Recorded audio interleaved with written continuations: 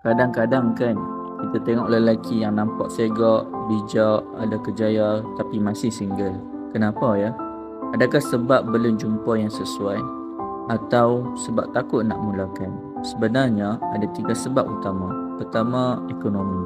Ramai lelaki takut tak mampu, takut tak boleh tanggung, kos kahwin makin tinggi, hantaran, majlis, rumah, semua duit.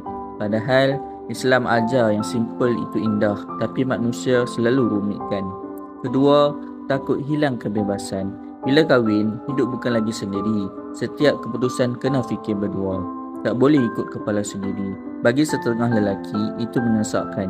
Mereka sayang kebebasan lebih dari segalanya. Dan ketiga, takut tak dapat bahagiakan pasangan. Golongan ini lembut hatinya. Dia takut gagal jadi suami yang baik. Takut tak cukup untuk orang yang dia cinta. Jadi dia pilih untuk berundur. Bukan sebab tak sayang, tapi sebab terlalu fikirkan masa depan.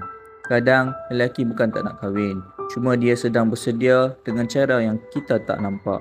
Kerana cinta yang sebenar bukan tentang cepat kahwin, tapi tentang berani memikul tanggungjawab bila tiba masa.